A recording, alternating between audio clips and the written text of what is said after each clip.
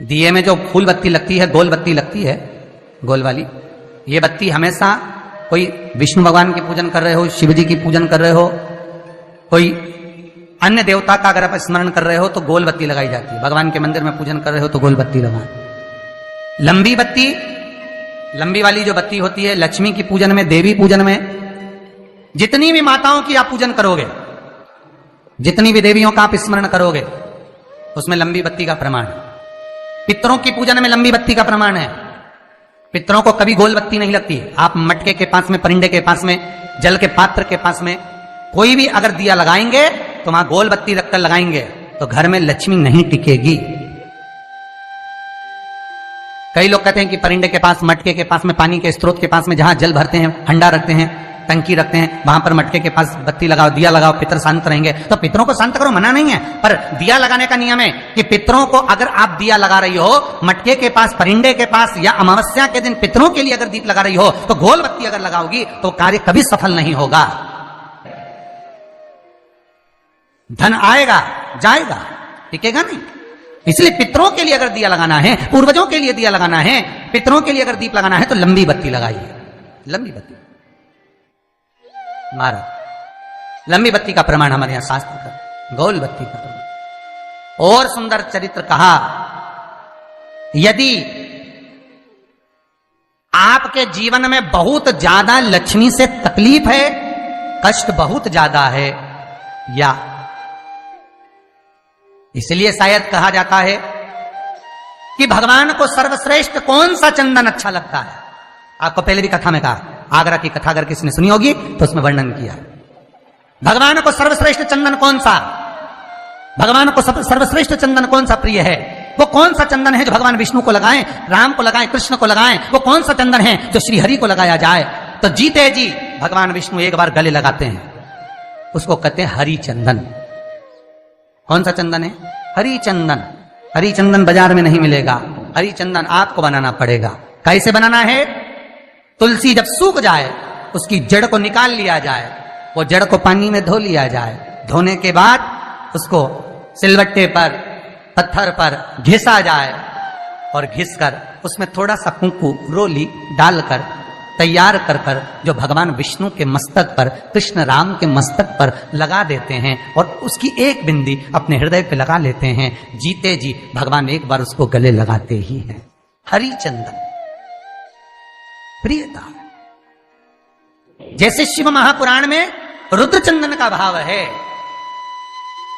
शिव महापुराण में रुद्र चंदन का प्रमाण दिया जाता है। अगर आपने लिंग पुराण पढ़ी हो तो उसका 5वां स्कंद अवश्य पढ़िएगा महाराज।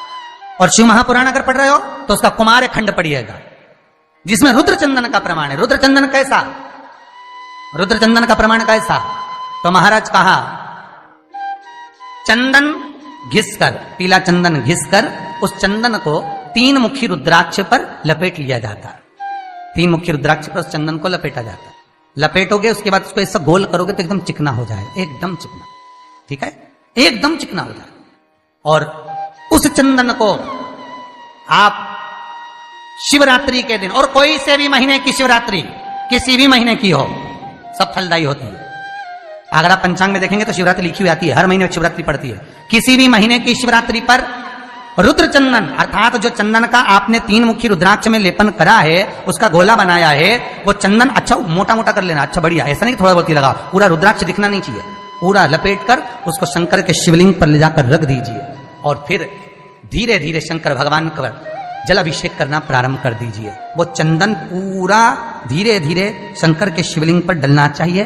शंकर के मूल मंत्र श्री शिवाय नमस्तुभ्यं का जाप करिए। यह कहलाता है रुद्र चंदन।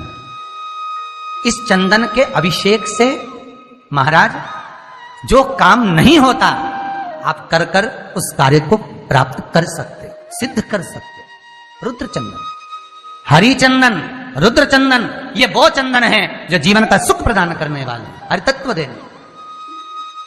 मंगल है, राहु है, केतु है, दशा बेकार चल रही है, लक्ष्मी नहीं आ रही, कष्ट बहुत है, फैक्ट्रियां नहीं चल रही, कहीं मत जाओ, मेरे शिव की शरण में जाकर एक बार शिव महापुराण को पूरी सुनो, शास्त्र के हटकर कुछ नहीं बोलेंगे।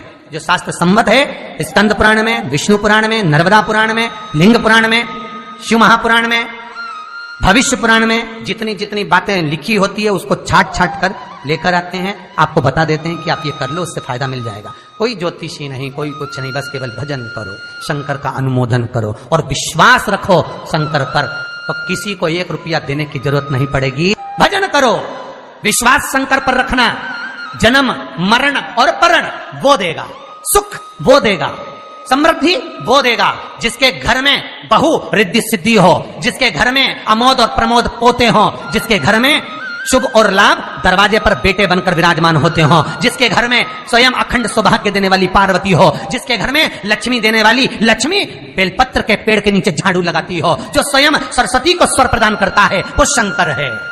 जब सब कुछ उसके पास में है, कुबेर का खजाना वो चोर को दे देता है, जब सर्वस्वता उसके पास है, तो आप इधर उधर डोलते क्यों हो? क्यों डोलो? उस पर विश्वास रखो। वो शंभु, वो शंकर, वो त्रिकालदर्शी, वो कैलाशी, वो अविनाशी सुख देगा, आनंद देगा। पाने का तरीका केवल उसको रिझाओ। जो मंदिर आपसे दूर हो, जिस मंदिर में कोई नहीं जाता, जिस मंदिर में कोई दिया तक नहीं लगाता, उस मंदिर में तुम जाओ और उस मंदिर में एक दिन जाकर प्रकाश कर कर आना, एक बार दिया जला कर आना, मंदिर की सफाई कर आना, शंकर जी पे जल चढ़ाकर उनको स्नान कराकर, कोई पत्ती पेड़ पौधे की पास में तोड़ के चढ़ाया आना। 2-4 बार कर कर देखना कितना शांति, कितना धीरज, कितना आनंद, कितनी समृद्धि, कितनी लक्ष्मी मिलती है। तुम करोगे तुम्हारा पेट भराएगा, हम करेंगे हमारा पेट भराएगा। स्वयं करिए।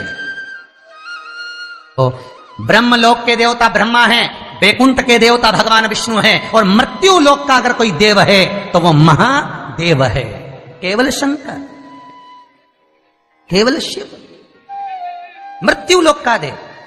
अभी एक विचार करो, तुम्हारे घर में अगर थोड़ी सी तकलीफ आई तो सबसे पहले अमेरिका में लड़का रह रहा वो आएगा क्या? पूना में बच्चे रह रहे हैं वो आएंगे क्या? इंदौर में बेटी रह रही वो आएगी क्या? उज्जैन में कोई रह रहा है वो आएगा क्या? सबसे पहले वो आएगा जो तुम्हारे घर के पास होगा या घर के करीब में होगा, बिल्कुल लगा हुआ होगा या घर में होगा। अब आप कहां रहते हो? जितने लोग कथा सुन रहे हैं सही बताना, कहां रहते हो? पृथ्वी पर, मृत्यु लोक में रहते हो।